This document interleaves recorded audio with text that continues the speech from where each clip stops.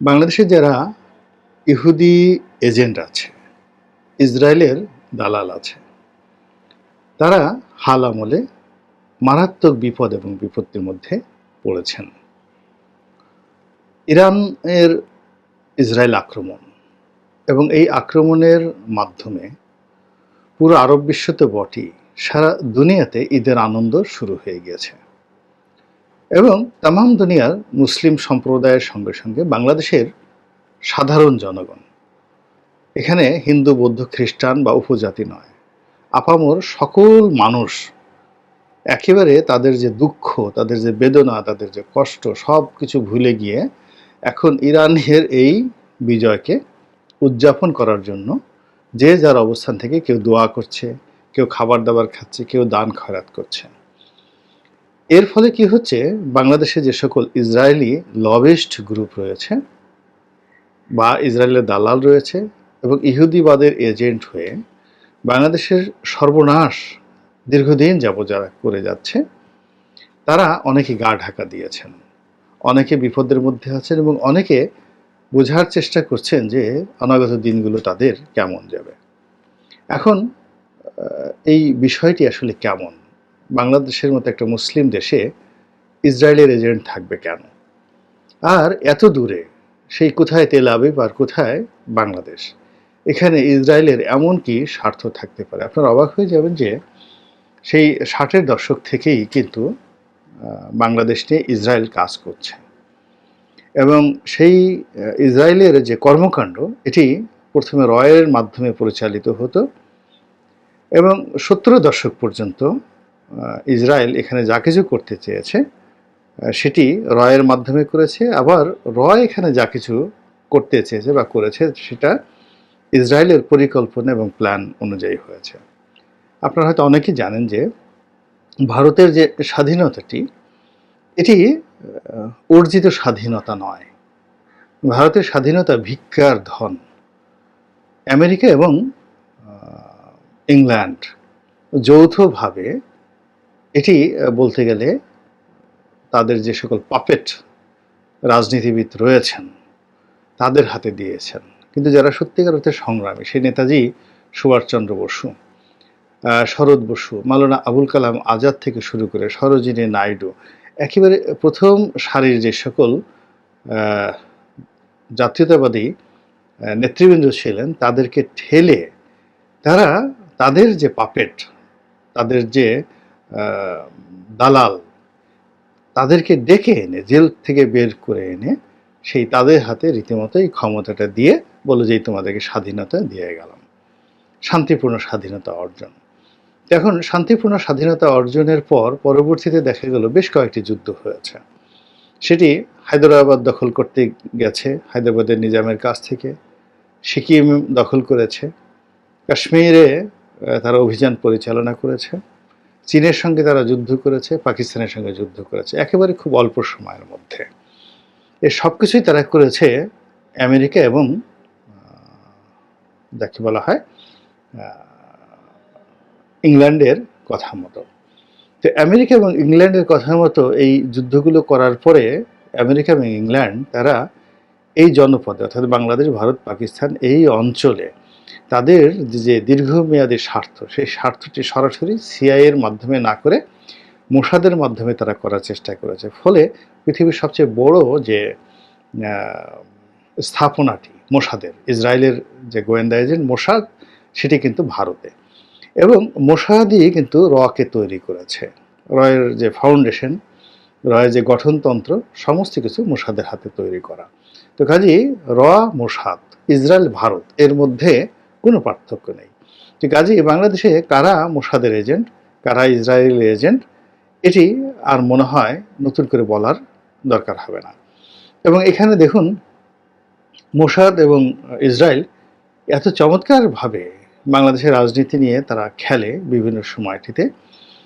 কোন ফাঁক দিয়ে যে তাদের কোন পণ্য ঢুকে যায়, কোন ফাঁক দিয়ে তাদের কোন জাহাজ ঢুকে যায়, কোন ফাঁক দিয়ে তাদের কোন উড়োজাহাজ ঢুকে যায়, তারপরে তাদের বিভিন্ন গোয়েন্দা এজেন্টের সাথে কার কার কীভাবে বৈঠক হয়, কখন নির্বাচন হবে, কখন হবে না, কারা টিকবে কারা টিকবে না, এই পুরো জিনিসগুলোই রয় এবং মোসাদ যুগপৎভাবে কিন্তু একসাথে পরিচালনা করে। ফলে কখনো কখনো আমরা সামনে ভারতকে গালাগালি করি, কিন্তু মোসাদকে খুঁজে পাই না। কখনো কখনো মোসাদকে সন্দেহ করি, কিন্তু সামনে দেখি সিআইএ। কখনো কখনো সিআইএকে আমরা সন্দেহ করি, কিন্তু সামনে দেখি পিটার ডি হাস। কখনো কখনো পিটার ডি হাসকে সন্দেহ করি, কিন্তু দেখি পেছনে নরেন্দ্র মোদীর হাত রয়েছে। এবং সর্বশেষে দেখা দিয়ে গেল যে একটা ডামি নির্বাচন হয়ে যায়, একটা ডামি ফলাফল হয়ে যায়, এবং জাতির উপর একটি অগণতান্ত্রিক ধারা চেপে বসে। এবং বাংলাদেশের রিজার্ভ থেকে, তারপরে ব্যাংকিং খাত থেকে কোন ফাঁকে যে হাজার হাজার কোটি টাকা বিদেশে চলে যায়, আমরা এটা টের পাই না। সবই কিন্তু মোসাদের খেলাধুলা।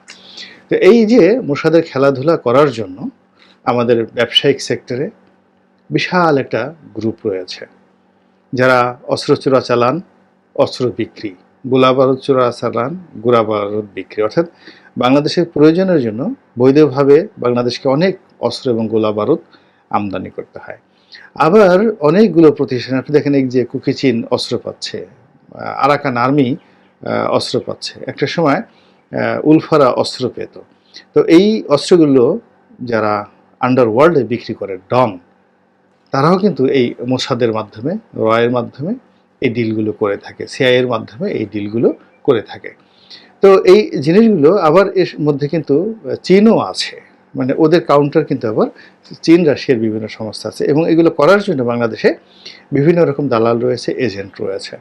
তো এরা অত্যন্ত শক্তিশালী, এরা ধনী, এবং এরা অনেকেই অনেক গুরুত্বপূর্ণ পদ পদবিতে বিভিন্ন সময় থাকে, এবং পদ পদবি থেকে তারা চলে যাওয়ার পরেও এই রাষ্ট্রে তাদের ক্ষমতা থাকে। তারা জেলখানার মধ্যে থাকলেও রাজার মতো থাকে। উলফা নেতা যতদিন জেলে ছিলেন, অনুপ চেটিয়া, গিয়ে দেখুন পুরো জেলখানাটাই তার কথা মতো চলেছে। কিংবা সুইডেন আসলাম থেকে শুরু করে সেই কিলার আব্বাস, কিংবা আরও বড় বড় যে সকল আন্ডারওয়ার্ল্ডের ডন রয়েছে, যারা জেলখানাতে আছে, কিন্তু জেলখানাতে থেকেও তারা কিন্তু অপরাধ কর্মকাণ্ড চালাচ্ছে। এবং এই অপরাধ কর্মকাণ্ডের সঙ্গে তাদের বাইরের বিভিন্ন রকম অপরাধী চক্রের সাথে যেমন যোগাযোগ রয়েছে, ব্যবসায়ীদের সাথে যোগাযোগ রয়েছে, আন্তর্জাতিক অপরাধীদের সঙ্গে যোগাযোগ রয়েছে, তেমনি দেশি বিদেশি বিভিন্ন গোয়েন্দা সংস্থাদের সাথেও কিন্তু তাদের একটা নিয়মিত যোগাযোগ রয়েছে। যারা জেলখানাতে দীর্ঘদিন ছিলেন, তারা এই নেটওয়ার্ক সম্পর্কে যথেষ্ট ওয়াকিবহাল।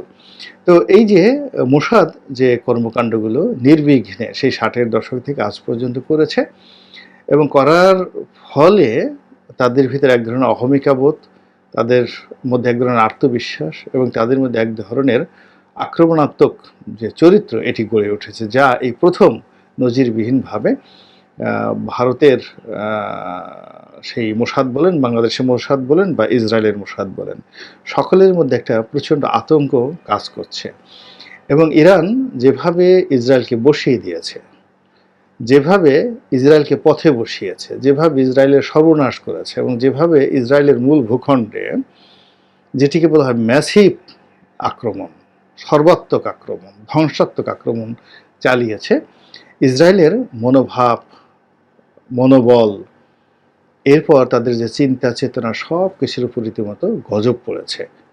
এরই ধারাবাহিকতায় বাংলাদেশে ইসরায়েল বিরোধী যে চক্রগুলো আছে, এখন আর তারা সেই ইসরায়েল বিরোধী যারা জনগণ রয়েছে, তারা আর ইসরায়েলের বিরুদ্ধে মিছিল করবে না, মিটিং করবে না।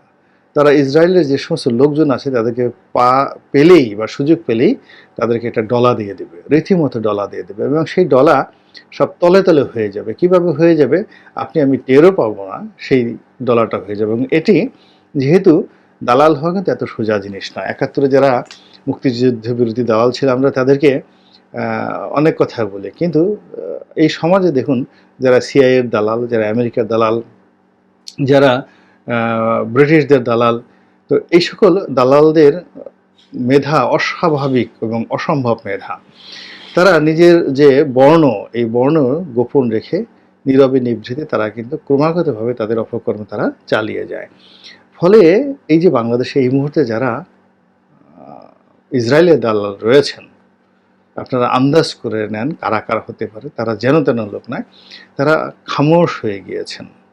যাদের চেয়ার আছে তারা খামোশ হয়ে গিয়েছেন, আর যাদের চেয়ার নেই, রাস্তায় এতদিন যারা খুব চিৎকার চেঁচামেচি করতেন, তারা রীতিমতো গা ঢাকা দিয়েছেন। আর তাদের সেই শ্রেণী চরিত্র যারা বুঝেন, তারা তাদেরকে খুঁজছেন যে কী করে কীভাবে ডলা দেয়া যায়। এবং এটি আমি মনে করি আমাদের রাজনীতিতে এটি গুণগত পরিবর্তন ঘটাবে।